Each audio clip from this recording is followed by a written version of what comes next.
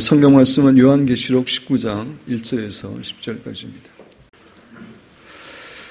요한계시록 6장 이하는 시간적으로 순서대로 일어나는 5개의 사건들과 그 사건들 사이사이에 가로처럼 삽입되어 있는 5개의 설명으로 구성되어 있다고 말씀을 드렸습니다. 요한계시록의 구조나 내용이 복잡한 것처럼 보이지만 이 구조를 이해하고 읽으면 훨씬 더 쉽게 요한계시록을 이해할 수 있습니다. 음녀 바벨론의 멸망을 기록한 요한계시록 17장과 18장, 그리고 오늘 우리가 함께 읽은 본문 말씀은 네 번째 사건과 시간적으로 일어난 네 번째 사건과 다섯 번째 사건 중간에 괄호처럼 삽입된 그러한 내용입니다. 네 번째 사건이라고 하는 것은 일곱 대접 재앙의 사건이고, 다섯 번째 사건은 천년왕국과 새하늘과 새 땅에 대한 사건입니다.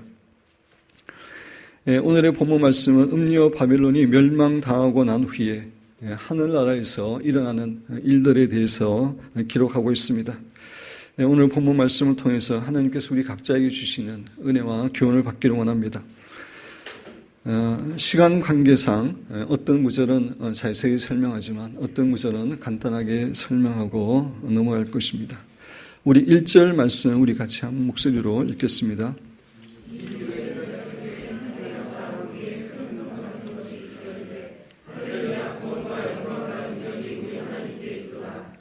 이 일 후에 라고 되어 있는데, 음녀 바벨론이 하나님의 심판에 의해서 철저하게 멸망당하는 그런 환상을 본 이유를 말합니다. 내가 들으니 하늘의 허다한 무리에 큰 음성 같은 것이 있어 이르되 라고 이야기합니다. 하늘에 있는 허다한 무리가 큰 음성으로 찬양하는 그런 소리를 사도 요한이 듣습니다. 여기에 허다한 무리가 누구인가에 대해서는 학자들 사이에 여러 가지 견해가 있습니다.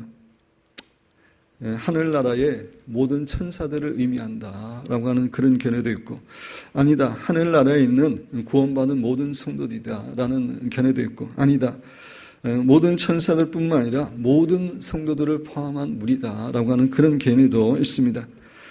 요한계시록 자체가 이 허다한 무리에 대해서 구체적으로 설명하고 있지 않기 때문에 이 허다한 무리가 누구를 가리키는지에 대해서 알기가 쉽지 않습니다.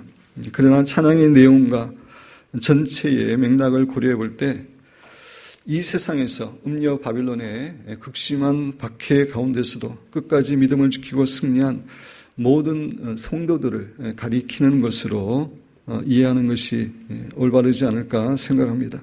그런 관점에서 설명을 드립니다.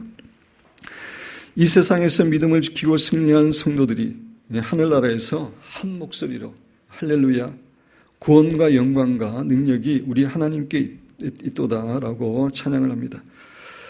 먼저 할렐루야라는 단어가 등장하는데 이 단어에 대해서 잠시 설명을 드립니다. 할렐이라는 말은 찬양하다, 찬양한다 그런 의미입니다. 찬양하라, 찬양한다 그런 의미고, 루는 너희들의 그런 의미입니다. 야는 하나님을 가리키는 말입니다. 그래서 할렐루야는 너희들의 하나님을 찬양하라 그런 말인데, 현재로서는 하나님을 찬양합니다. 하나님을 찬양하라 그런 의미로 사용되고 있습니다. 영어로 praise the Lord라고 하는 그런 표현이 있는데, 이것이 바로 할렐루야의 의미가 되겠습니다. 하늘나라의 구원받은 성도들은 할렐루야로 하나님께 찬양 드린 다음에 구원과 영광과 능력이 우리 하나님께 있도다라고 이야기하고 있습니다. 모든 구원과 영광과 능력이 우리 하나님께 속한 것임을 선포하면서 하나님을 찬양하고 있습니다. 우리 2절 말씀 우리 같이 한 목소리로 읽겠습니다. 그의 심판은 참되고 의로운지라.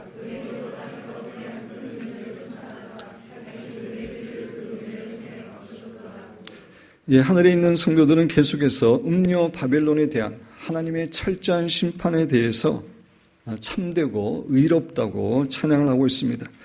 여기서 참되다라고 하는 단어의 의미는 신실하다는 의미입니다. 성도들을 극심하게 핍박하고 죽였던 음녀 바벨론을 하나님께서 철저하게 심판하시고 멸망시키시는 것에 대해 성도들은 하나님은 신실하시고 의롭다고 찬양하고 있는 것입니다. 그렇습니다. 마지막 시대에 하나님께서는 모든 악인들을 철저하게 심판하시고 멸망시키십니다. 그것은 우리 성도들에 대한 하나님의 신실하심과 의로우심에서 나오는 것입니다. 그래서 성도들은 하나님을 찬양하고 높이고 있습니다. 3절 말씀 같이 읽겠습니다.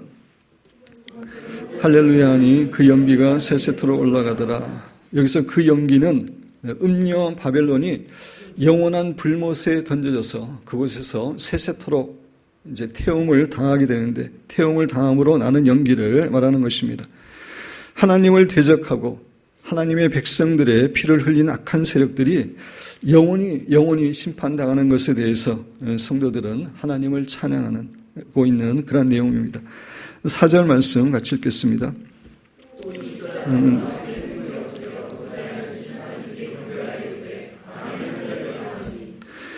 하늘에 있는 허다한 성도들이 하나님의 구원과 영광과 능력을 찬양하고, 또 음녀 바벨론이 철저하게 하나님에 의해서 심판받은 것에 대해서 큰 소리로 찬양하자 그 찬양 소리를 듣고 24장로와 네 생물이 아멘 할렐루야라고 화답하는 그런 내용입니다.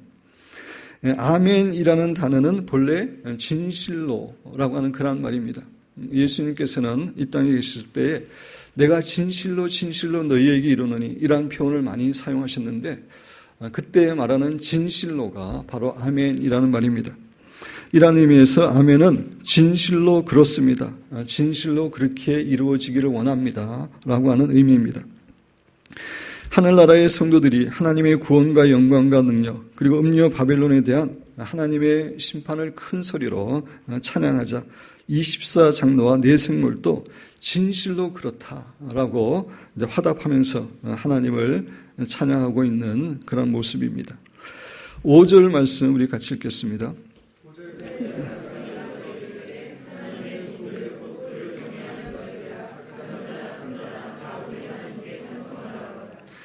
보좌에서 음성이 납니다. 하나님의 보좌에서. 하나님이 말씀하시는 것은 아니고 천사 가운데 한 천사가 말하는 음성입니다. 그 뒤에 내용을 보면은 하나님의 종들, 곧 그들을 경외하는 너희들이 작은 자나 큰 자나 다 우리 하나님께 찬양하라 라고 이야기하고 있습니다.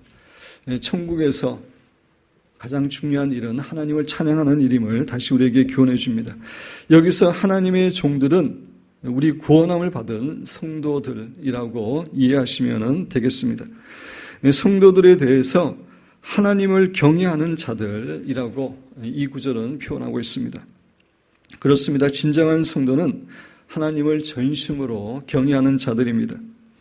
참으로 두려움과 떨림으로 하나님을 예배하고 섬기는 사람들이 진정으로 하나님을 경외하는 자들이고, 하나님을 경외하는 자들이 진정한 성도임을 우리에게 교훈해 주고 있습니다. 안타깝게도 오늘날 많은 신자들이, 교회 다니는 많은 사람들이 하나님을 경외하는 마음이 너무나 부족합니다. 하나님을 경외하는 마음이 부족하기 때문에 평상시의 생활 가운데 하나님을 별로 의식하지 않고 하나님을 잊어버리고 살아갑니다. 하나님을 경외하지 않기 때문에 너무나 쉽게 세상과 타협하고 너무나 쉽게 죄를 범합니다. 그리고 하나님께 죄를 범하고 나서도 경외하는 마음이 없기 때문에 두렵고 정말 떨리는 마음으로 회개하는 것이 아니라 그것을 범상히 여깁니다. 그리고 예배 시간에도 정말 하나님 앞에서 두렵고 떨림으로 참으로 경건한 마음으로 하나님께 예배드리기보다는 어떤 음악회에 참석하거나 공연에 참석하는 그 정도의 마음을 가지고 예배에 참석하는 경우가 많이 있습니다.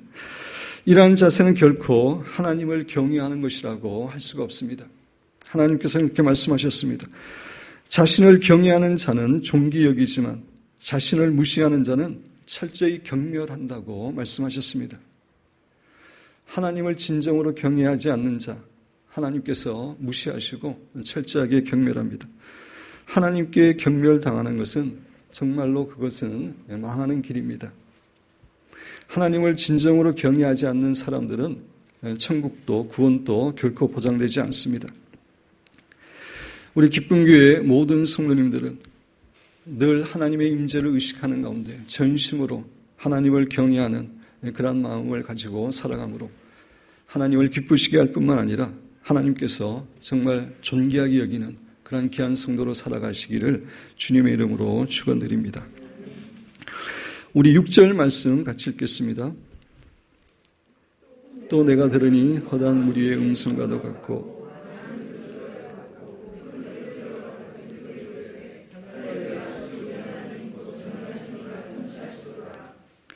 허다한 무리의 음성과도 같고 많은 물소리와도 같고 큰 우레소리와도 같은 소리는 하늘나라의 모든 성도들과 천사들이 한 마음으로 큰 소리로 하나님께 찬양드리는 소리로 이해를 하시면 되겠습니다.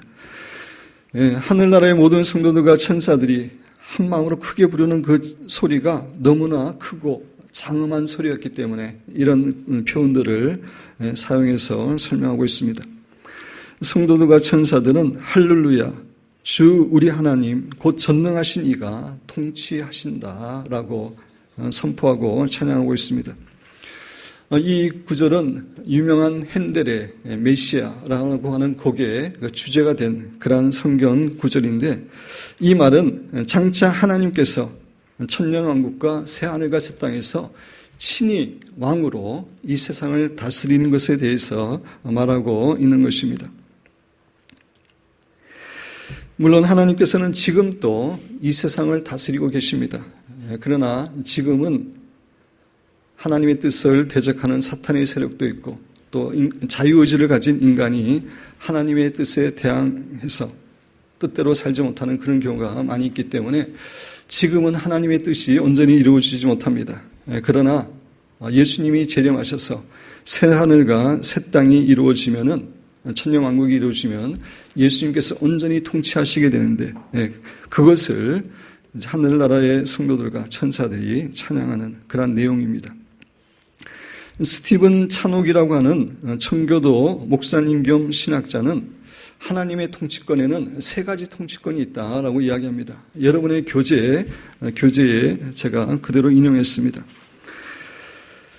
교재를 보시기 바랍니다. 첫째는 본질적인 통치권이 있다. 이것은 모든 피조물을 다스리는 절대적인 것으로 창조자이신 하나님의 본질에 근거를 두고 있다. 하나님은 이 땅을 천지만물을 창조하신 창조주 하나님이기 때문에 그분은 모든 피조물을 다스리는 통치권이 있다는 것입니다. 그게 본질적인 통치권이고, 두 번째로 영적인 통치권 또는 은혜로운 통치권이 있다. 이 통치권은 구속받은 교회를 다스리는 통치권이며 은혜의 언약에 근거를 두고 있다. 우리 신자들은 예수님의 십자가를 믿는 그러한 성도들이기 때문에 우리 성도들을, 교회를 다스릴 때는 그 은혜의 언약에 근거해서 은혜로운 통치를 하신다라고 이야기하고 있습니다. 그리고 세 번째는 모든 것의 마지막 때에 영광스러운 나라의 통치권이 있다. 천년왕국과 새하늘과 새 땅에서의 통치권을 말하는 것입니다. 이 통치권으로 하나님은 모든 것을 다스릴 것이다. 조금 전에 말씀드린 대로 지금은 사탄의 세력과 자유의지를 가진 인간이 하나님의 뜻에 대항하고 그러지만 마지막 시대는 하나님께서 철저하게 모든 것을 다스리게 될 것입니다. 하나님은 영원롭게 된 성도들을 다스리는 것처럼 자비의 영광 속에서 다스리거나, 성도들은 자비의 영광 속에서 다스리고 악한 영들과 심판받은 인간들을 다스리는 것처럼 공의의 영광 속에서 다스릴 것이다. 우리 성도들은 은혜 가운데 다스리지만 그들을 철저하게 심판하실 것임을 이야기하는 그런 내용입니다. 계시록 19장 6절에서 모든 성도들과 천사들이 함께 기쁨으로 할렐루야, 우리 주 하나님 곧 전능하신 이가 통치하시도다 라고 말할 때의 통치는 이 세 번째 통치를 이야기합니다. 천년왕국과 새하늘과 새 땅에서 예수님께서 친히 통치하실 것을 언급하면서 찬양을 하고 있습니다. 한 나라를 어떤 왕이 다스리냐에 따라 그 나라의 분위기는 완전히 달라진다고 할 수 있습니다. 조선시대 연산군이 다스릴 때는 온 나라의 공포와 절망감과 두려움이 넘쳤습니다. 그러나 세종대왕과 같은 훌륭한 왕이 다스릴 때는 평화가 있었고 태평성세를 누렸습니다. 아담과 하와가 타락한 이후에 이 세상은 사탄이 임금이 되어 다스려 왔습니다. 사탄은 이 세상에서 가장 악한 존재이기 때문에 그래서 이 세상은 수많은 전쟁과 갈등과 미움과 고통이 있었습니다. 그러나 예수님께서 이 세상에 재림하셔서 세상을 다스리게 되면 이 세상의 분위기는 완전히 달라집니다. 이 세상은 너무나 축복된 곳이 되고 사람들은 진정한 평화와 행복을, 축복을 누리게 됩니다. 우리가 주기도문을 통해서 하나님의 나라가 이 땅에 이루어지기를 우리가 간절히 기도했는데 하나님의 나라는 하나님의 통치를 이야기합니다. 우리가 간절히 기도한 그 통치가 이 이제 마지막 시대에 이루어지기 때문에 하늘나라에 있는 성도들과 천사들이 너무나 기뻐서 그것에 대해서 찬양하는 그런 내용입니다. 참고로 예수님께서 다스리는 천년왕국의 모습에 대해서 간단히 설명을 드립니다. 천년왕국은 마귀가 없는 세상입니다. 이 세상의 모든 고통과 악의 원천은 사탄입니다. 마귀입니다. 그런데 천년왕국 기간 동안에는 이 사탄이 무적행으로 던져져서 그곳에 갇혀있게 됩니다. 그래서 천년왕국은 사탄이 없는 세상입니다. 천년왕국은 질병과 고난과 배고픔과 눈물과 고통이 전혀 없는 어떤 재앙이나 저주도 없는 그런 아름다운 곳입니다. 그리고 천년왕국은 에덴 동산이 회복되는 곳입니다. 그래서 맹수들까지도 그들의 처음 본성을 갖게 되고 온순한 그런 동물로 평화롭게 살아가게 됩니다. 이사야 65장 17절에서 25절까지는 천년왕국의 모습에 대해서 우리에게 설명해 주고 있는데 여러분 교재에 참고하시기 바랍니다. 제가 읽으면서 설명을 드립니다. 17절입니다. 보라 내가 새 하늘과 새 땅을 창조하나니 이전 것은 기억되거나 마음에 생각나지 아니할 것이라. 새 하늘과 새 땅은 요한계시록에서 말하는 새 하늘과 새 땅과 같은 것입니다. 천년왕국도 여기에 포함됩니다.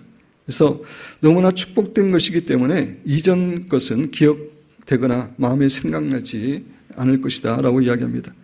너희는 내가 창조하는 것으로 말미암아 이제 하나님께서 새롭게 창조하시는 것으로 말미암아 영원히 기뻐하며 즐거워할지어다. 보라 내가 예루살렘을 즐거운 성으로 창조하며 그 백성을 기쁨으로 삼고. 예수님께서 이 땅에 오셔서 천년왕국을 다스리실 때에 예루살렘이 전 세계 통치의 수도가 됩니다. 예수님께서 육체를 입고 다스리는 그러한 곳이 됩니다. 그래서 예루살렘을 즐거운 성으로 창조하며 그 백성을 기쁨으로 삼고 이스라엘 백성들과 하나님의 백성들을 기쁨으로 삼겠다는 것입니다. 내가 예루살렘을 즐거워하며 나의 백성을 기뻐하더니 우는 소리와 부르짖는 소리가 그 가운데서 다시는 들리지 아니할 것이며. 천년왕국은 이런 소리가 들리지 않는 그런 곳임을 이야기합니다. 거기는 날수가 많지 못하여 죽는 어린이와 수완이 차지 못한 노인이 다시는 없을 것이라. 곧 백세에 죽는 자를 젊은이라 하겠고 백세가 못되어 죽는 자는 저주받은 자이리라. 이 세상이 타락하기 전에는 본래 사람들이 오래 살았죠. 그러니까 천년왕국에서는 다시 사람들의 수명이 길어집니다.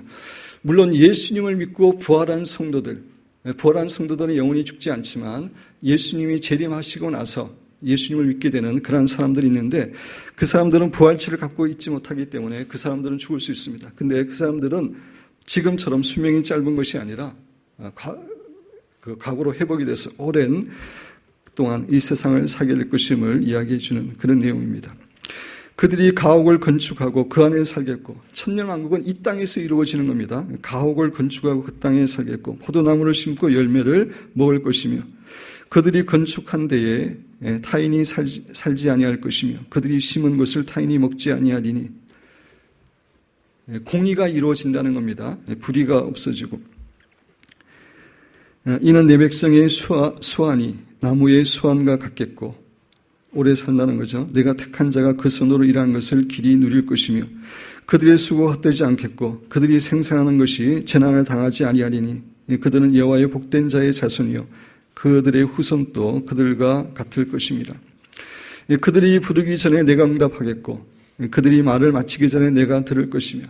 주님께서 신이 우리와 함께 하시기 때문에 그렇게 우리의 기도를 바로 들어주신다는 얘기입니다. 그리고 천년왕국 때는 이리와 어린 양이 함께 먹을 것이며 사자가 소처럼 짚을 먹을 것이며 뱀은 흙을 양식으로 삼을 것이니, 아까 말씀드린 대로 에덴 동산의 그 모습으로 맹수들도, 타락한 맹수들도 다 회복이 돼서 평화롭게 살 것임을 이야기하고 있습니다. 나의 성산에서는 해함도 없겠고 상함도 없으리라 여호와께서 말씀하시니라. 천년왕국의, 예수님께서 다스리는 천년왕국의 아름다운 그런 모습을 설명한 그러한 성경 구절입니다. 예수님께서 이 땅에 재림하시면은 예수님께서 친히 이 세상의 모든 것을 다스리고, 그래서 이 세상은 너무나 축복된 세상이 될 것이기 때문에 하늘나라의 성도들과 천사들이 기쁨으로 하나님을 찬양하고 있는 그런 내용입니다.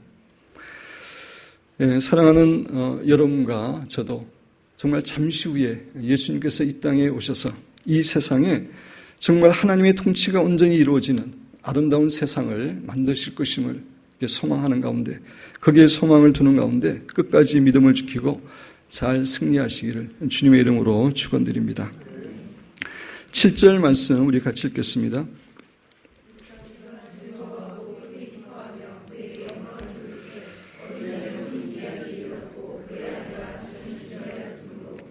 우리 모든 성도들, 교회는 예수님의 신부입니다. 예수님이 이 땅에 재림하시면은 그 신랑 되시는 예수님과 우리가 혼인 잔치를, 혼인 예식을 하게 되어 있습니다.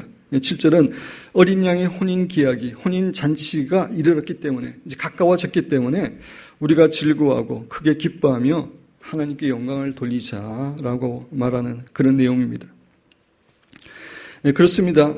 우리가 영원한 천국에 들어가 예수님과 혼인 예식을 할 수 있다는 것은, 예수님의 신부로서 예수님과 혼인 잔치를 할 수 있다는 것은 얼마나 큰 축복이고 영광인지 모릅니다. 본래 우리는 어떠한 사람이었습니까? 우리는 죄로 인해서 하나님으로부터 떠나 있고 하나님으로부터 분리된 사람들이었습니다. 육신대로 살면서 많은 죄를 범하고, 그래서 죽으면 영원한 지옥에 떨어져서 고통을 당할 수밖에 없는 그런 존재였습니다. 그런데 예수님께서 우리의 모든 죄를 위해서 십자가에 돌아가심으로 우리를 하나님의 자녀로 삼아주시고 또 어린 양의 혼인 예식에 참여할 수 있게 되었습니다. 그래서 성도들은, 천사들은 이 일에 대해서 너무나 기뻐하고 즐거워하고 하나님께 영광을 돌리고 있는 것입니다. 마지막에 보면은 그의 아내가 자신을 준비하였으므로 라고 이야기합니다. 그의 아내는 교회를 말하는 거죠. 구원받은 성도들의 모임인 교회를 이야기하는데, 교회가 자신을 준비했다라고 이야기하고 있습니다. 신부가 결혼을 앞두고 여러 가지 준비를 하는 것처럼 교회가 예수님과의 혼인 잔치를 위해서 준비했음을 이야기하고 있습니다. 이 세상의 신부들은 결혼을 위해서 무엇을 준비합니까? 신부의 가장 중요한 준비는 자신의 몸과 마음을 순결하게 하는 것입니다. 오직 남편 될 사람만을 사랑하고 다른 모든 사람들에 대해서는 관심을 끊는 것, 몸과 마음의 순결이 신부의 가장 중요한 준비입니다. 둘째, 신부는 새로운 살림을 할 준비를 해야 됩니다. 신랑 집의 가풍이 어떠하고 신랑 집의 가치관, 생활 습관이 어떠한지 잘 알아야 되고, 그리고 음식과 살림을 잘 할 수 있는 그런 준비를 해야 됩니다. 이것은 우리 성도들에게도 마찬가지입니다. 하늘나라에서의 예수님과의 혼인잔치를 앞두고 있는 우리는 무엇보다도 몸과 마음의 순결로 준비를 해야 됩니다. 이것이 가장 중요한 준비입니다. 여러분 갖고 있는 교재 데살로니가전서 5장 23절 보겠습니다. 제가 읽으면서 설명합니다. 평강의 하나님이 친히 너희를 온전히 거룩하게 하시고 또 너희의 온 영과 혼과 몸이 우리 주 예수 그리스도께서 강림하실 때 흠없이 보존되기를 원하노라. 예수 그리스도께서 세상에 다시 오시면 우리가 예수님과 혼인잔치를 벌이게 될 것이기 때문에, 우리는 그분의 신부이기 때문에 무엇보다도 너희의 영과 혼과 몸이 흠없이 보존되기를 원한다. 정말 거룩하게 되기를 원한다라고 사도 바울이 데살로니가 교회에게 말하고 있는 그런 내용입니다. 고린도후서 11장 2절은 내가 하나님의 열심으로 너희를 위하여 열심을 내노니 내가 너희를 정결한 처녀로 한 남편인 그리스도께 드리려고 중매함이로다. 사도 바울은 교회로 하여금 성도들로 하여금 정말 정결한 신부로 신랑 되시는 예수님을 만나도록 하기 위해서 최선을 다하고 있음을 이야기하고 있습니다. 그렇습니다. 우리는 무엇보다도 정결한 몸과 마음에 정결한 그런 마음이 정결한 신부로가 되어야 됩니다. 그것은 세상의 죄를 우리가 멀리하는 그런 삶을 살아야 될 뿐만 아니라 정말 우리의 마음속에 우리의 신랑되는 예수님밖에 없어야 됨을 우리에게 교훈해 줍니다. 신약 시대에는 예수님보다 더 사랑하는 모든 것이 우상입니다. 우리가 우리의 배우자를, 자녀를, 부모를, 돈이나 권력이나 명예를 예수님보다 더 사랑하면은 그것이 바로 우상입니다. 음녀 바벨론은 예수님보다 이러한 것들을 더 앞에 두었기 때문에 순결을 지키지 못하고 음녀가 되었습니다. 마찬가지로 우리가 이런 것들을 예수님보다 더 사랑하면은 순결을 잃어버리게 되는 것입니다. 우리의 마음 안에는 우리의 신랑 되시는 예수님밖에 없어야 됩니다. 그것이 순결한 마음으로 준비하는 것입니다. 그리고 우리 성도는 천국에서의 삶을 예비해야 됩니다. 사람들이 야구장에 갈 때에 야구에 대해서 잘 아는 사람이 야구장에서 느끼는 즐거움과 야구에 대해서 잘 모르는 사람이 느끼는 즐거움에는 큰 차이가 있습니다. 그것은 천국에 대해서도 마찬가지입니다. 천국에 대해서 잘 알고 예비한 사람들이 훨씬 더 축복을 누리게 됩니다. 우리는 천국의 주인 되시는 하나님과 우리의 신랑 되시는 예수님이 어떠한 분인지 그분과 친밀한 교제를 통해서 그분과 친해져야 됩니다. 그분과 친해야지만이 천국에 가서도 하나님과 친밀한 삶을 누릴 수 있습니다. 이 땅에서는 하나님과 전혀 친하지 않았는데 갑자기 천국 가니까 하나님과 친해지더라. 그러한 일은 결코 없습니다. 우리가 이 땅에서 예수님과의 교제를 통해서 하나님과의 친밀한 교제를 개발해야 됩니다. 그리고 천국은 무엇보다도 하나님을 많이 찬양하는 곳입니다. 따라서 우리는 이 땅에 살아갈 때에 찬양과 감사가 우리의 몸에 철저하게 배이도록 그렇게 우리 자신을 준비시켜야 됩니다. 찬양과 감사에 익숙하지 않은 사람들은 천국이 매우 어색할 수 있습니다. 천국이 지루해질 수 있습니다. 아니 그런 사람들은 천국이 아닌 다른 곳에 갈 가능성이 많이 있습니다. 우리는 찬양과 감사에 익숙해지도록 준비해야 됩니다. 그리고 천국의 가치관과 기준은 이 세상의 가치관과 기준과 너무나 다릅니다. 그래서 천국의 가치관과 기준에 우리가 익숙해져야 되고 그 천국의 가치관과 기준을 우리의 몸에 배이도록 해야 됩니다. 이것이 천국을 위해서 우리가 신부로서 준비하는 것입니다. 사랑하는 기쁨교회 성도 여러분과 저는 이 땅에서 참으로 몸과 마음의 그러한 순결한 그러한 삶을 살아가고 또 천국에서의 이러한 삶을 예비함으로 정말 기쁨으로 주님을 만나고 주님과 즐거운 정말 기쁨의 혼인잔치를 하는 귀한 성도들이 되시기를 주님의 이름으로 축원드립니다. 8절 말씀 우리 같이 읽겠습니다.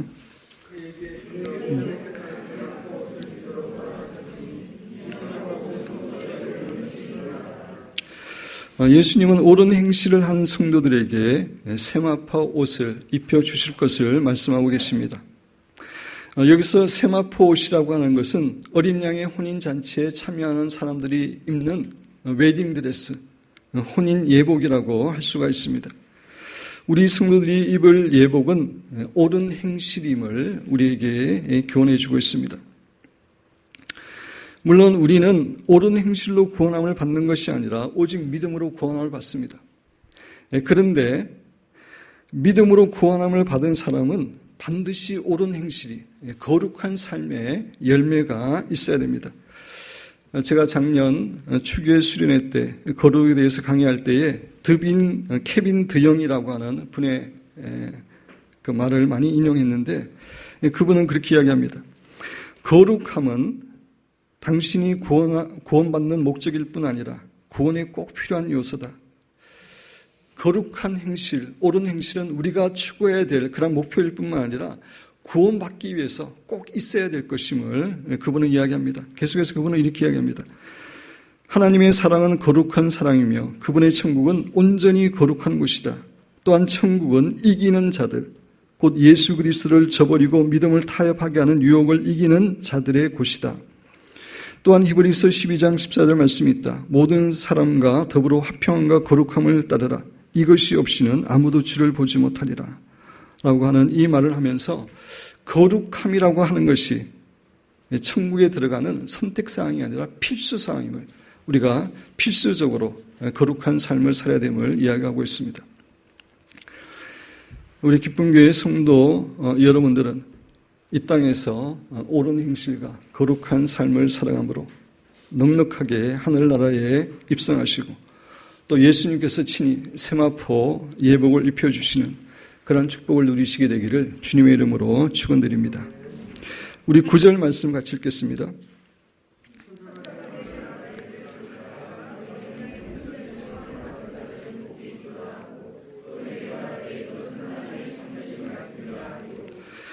예, 혼인 예식은 신랑과 신부가 영원히 하나가 되는 그런 예식입니다.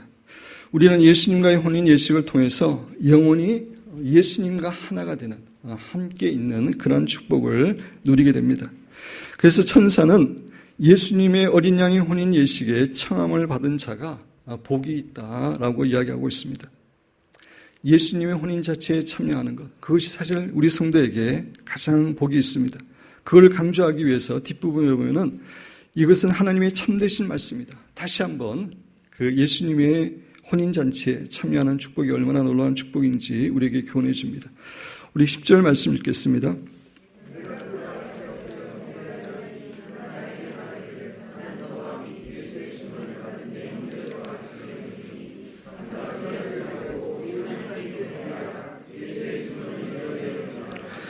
천사가 너무나 큰 영광스러운 하늘의 모습과 미래의 사건들을 사도 요한에게 보여줬기 때문에 사도 요한은 천사 앞에서 엎드려서 경배하려고 그랬습니다. 그때 천사가 만류합니다. 그가 나에게 말하기를 나는 너와 및 예수의 증언을 받은 내 형제들과 같이 된 종이니 삼가 그리하지 말고.